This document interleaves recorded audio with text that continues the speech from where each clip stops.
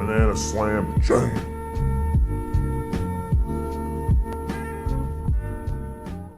Welcome back, everybody. We got ourselves another BSJ replay analysis. It is a 830 MMR Juggernaut. This is the trench of the trench, my good sirs. And this guy has come in and he has said, trying to climb out of Guardian as position 1. This game seemed like my farm was decent, but we still got crushed. Would like to know how I carry these type of games. Try to focus on good farming and making sure the waves are pushed out. Just give me 1 or 2 things to focus hard on and I'll come back in a month. Okay. I'm going to give you 1 major mechanic in the laning stage, and then I'm going to give you 1 thing past the laning stage. And I'm going to see what those things are, and that's what I'm going to do, sir. That's what I'm going to do from this replay. So, obviously, watching my jug game, my laning stage was a big part of why I'm successful. And when you're in low MMR games, it is a big part of why you're successful. The laning mechanics, the fundamentals, are super important to getting off to the snowbally start that you need in order to have reliably enough farm to solo carry the game. So, let's go ahead and see what happens.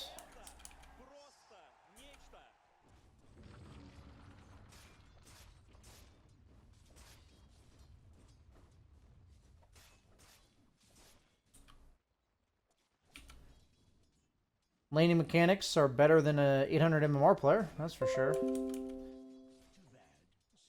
Not that they're great, but they're better than 830 MMR. You're creep aggroing and stuff defensively. Very good.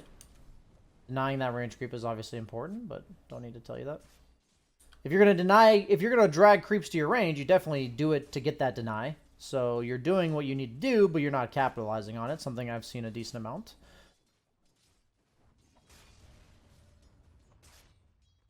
Overall, decent laning mechanics, though. Way better than I would expect out of your MMR.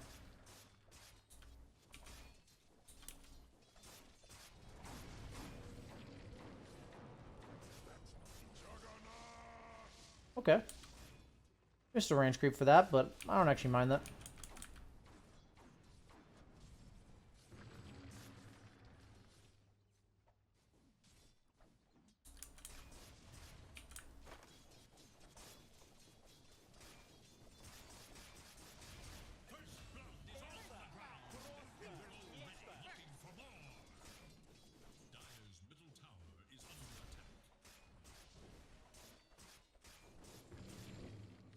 I'm honestly going to confirm this is the right game. It is. I'm not going to lie to you, man. Your laning mechanics are far better than 800 MMR. Like, far better. Which is a good sign. That means something else in your gameplay is absolutely terrible.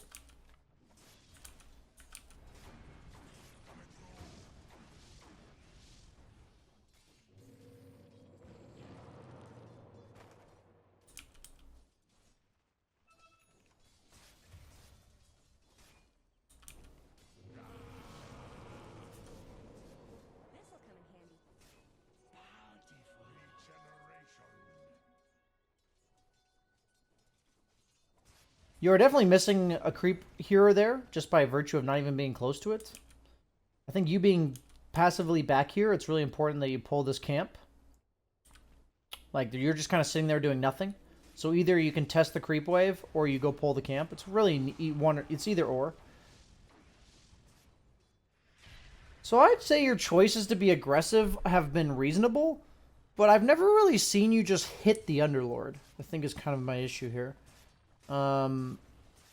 So I would worry that on a hero that isn't Jug, where you're supposed to like all in with spin, you wouldn't really know how to trade very well. That is a concern of mine. I can't really see it from just this game.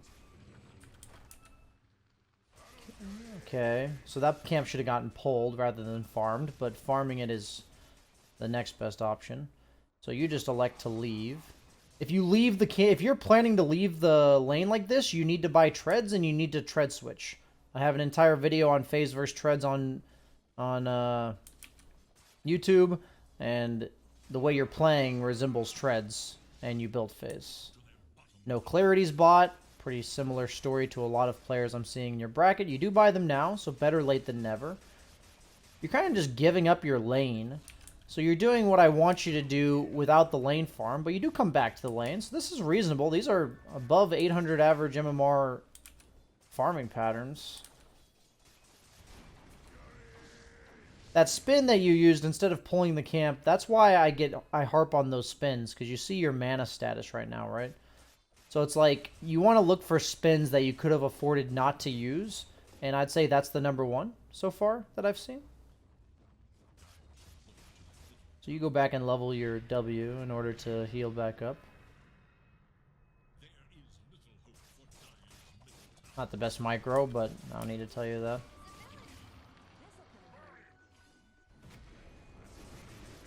Okay. So you're laning with the poor man's shield and you're farming with the Talon. That's just too much efficiency. Give your teammates items, buddy. Drop the poor man's, dude.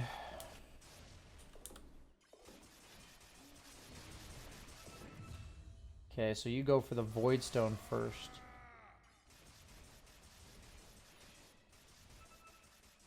I'd say your farm efficiency overall is decent. But I'd say you're overly using spin a bit. A lot of it has to do with like camps like that last one that were pretty low and you just use spin anyways. And then camps like the big camp that you could have pulled and instead you spun it. I'd say you just don't need to spin that camp either, honestly. Like you'd have the spin for this engagement. But that engagement, I think itself was fine.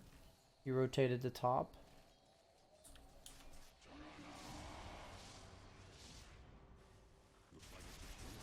This is forcing it for sure. I don't think you should have done that, to be honest. Right now, since I used my Omni Slash and I'm not strong, I have absolutely no pressure to exert. I go bottom. So I want people to start thinking about this. This can even apply... Why does this always fucking happen? This can apply to any bracket, okay? Are you going to go bottom? You do. So the cool thing about this is that all you need to ask yourself is, can I threaten to push that top tower? And am I capable of defending this safe lane tower? If both of those questions, if the first one's no and the second one's yes, you go bottom. Otherwise, you stay top. And I think that's a cool thing that we can see here. So this is good. Because you used Omni Slash, which makes you no longer a threat top. So I don't want you to play on a part of the map where you're trying to like threaten the opponent. So you're interacting very little with enemy heroes.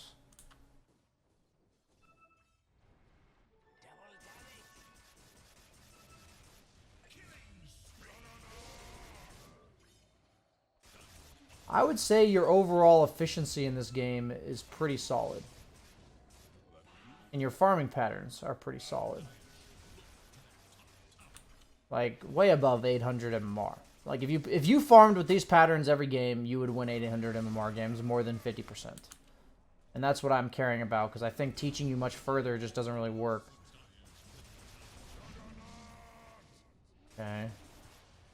So, 16-minute Battle Fury could be better, but this should be good enough to win your games. Clearing Ancients every minute.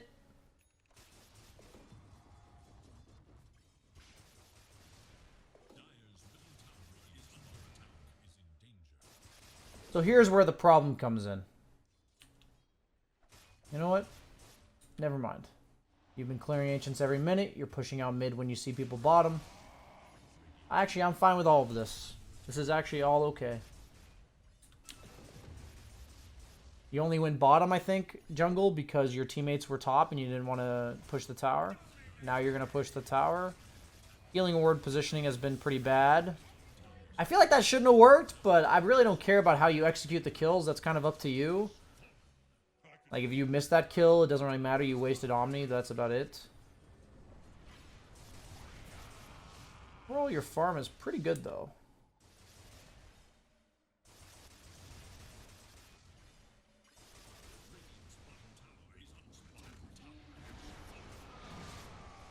Okay.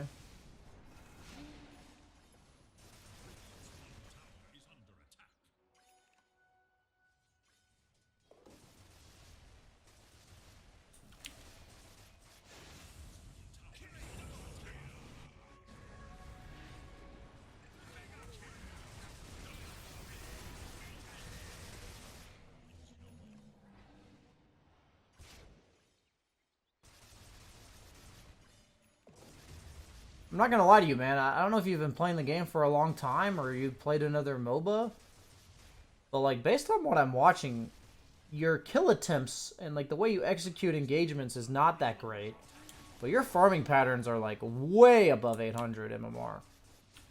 Like I would be happy if I saw a 3K player farming like this.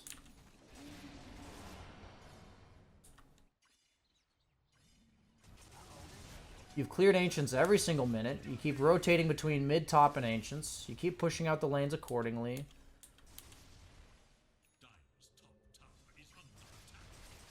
You actually TP'd to push out mid.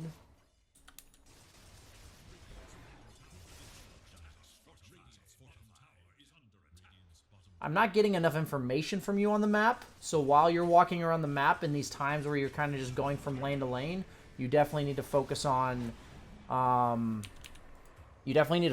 also gathering information about what's going on the map. So my issue with your TP mid here is actually a big problem. So I said you TP'd mid, which to push it seems reasonable, right? But if you TP mid here, so as a support, it's a bit different. Because as support, we're never going to apply pressure to a tier 2. So as a support, it never influences my decision on whether or not I'm going to push out mid, whether or not I can pressure top. So what you need to understand is, by you pushing top continuously, you're representing a threat such that the opponent isn't allowed to group up and take your objective. So notice how you're pushing in the lane top and you have a TP scroll like available. Say you don't TP right now. By TPing away, you've basically defeated the entire purpose of why you're pushing top. And now since you actually TP mid, it's really a bad thing because what ends up happening is the pressure that isn't happening top then allows the opponent to group up bottom. And then they just take your tier 2 tower.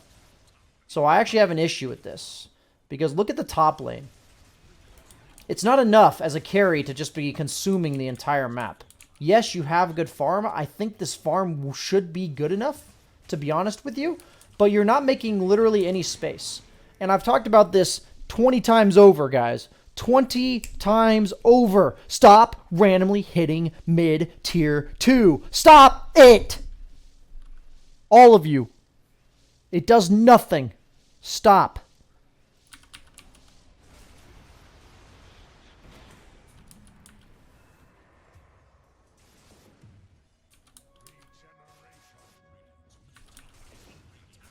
So yeah, it's complete lack of pressure top that's costing you this game. Because you're getting super farmed. Because you are super farmed.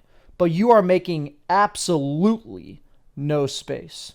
And I want you to remember that when I was Jug and I played my game, what I was doing was constantly rotating between top. And the second Void didn't show up, I'd go hit that building. The second I was strong enough to bully him away, I went and killed that building. The second they left top, I killed that building. What you're not doing is representing a threat to the opponent.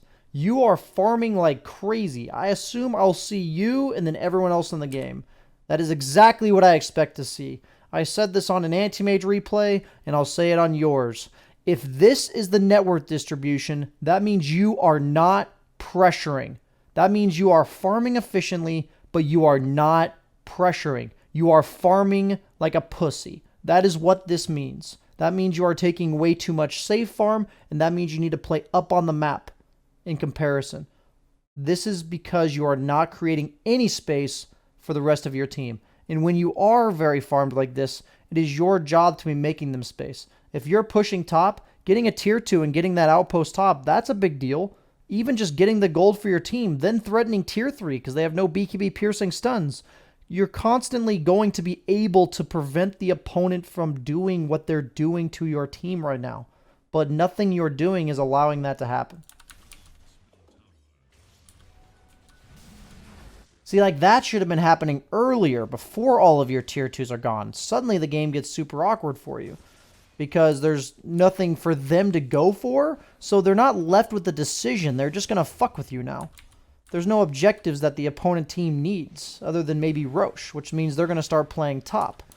And now you need to understand if you want a split push, it needs to be top now because the opponent's taken all of the objectives that they want in the bottom half of the map. So you're kind of ramming your head into them. I know this may seem like advanced understanding of farming patterns, but your efficiency is actually really good. So it's like with Airy and a couple other people that I've talked to, I teach them to play the right part of the map, and they just don't hit creeps fast enough. They don't clear camps fast enough. They don't push buttons fast enough. They don't use their abilities efficiently.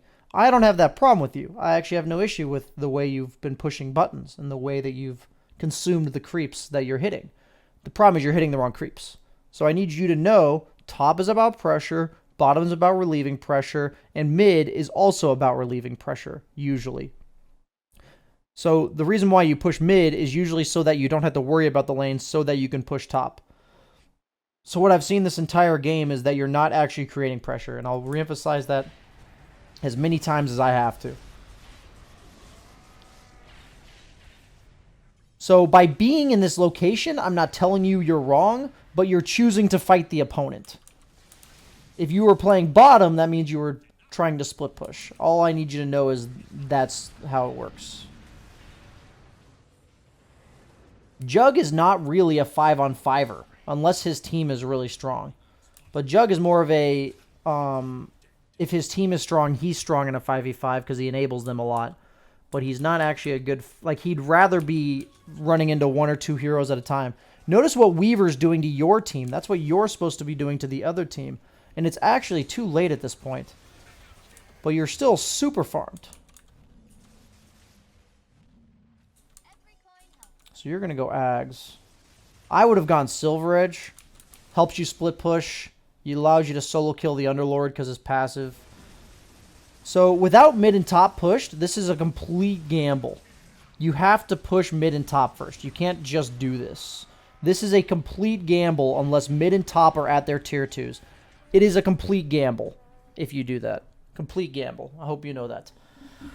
Yeah, so I'm actually going to tell you it's really only one thing. It's the lack of pressure you're putting on the map. And if you're the only hero on your team that's farmed and you die once like this, game over. GG. If this is what the net worth distribution looks like, and you die, game over. It's actually game over. 100% game over.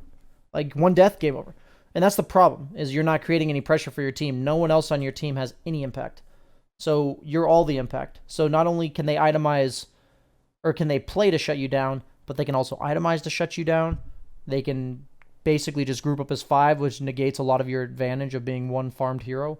So I would tell you the emphasis on, I would say make them make you not hit that tier 2 when you're playing a hero like Jug.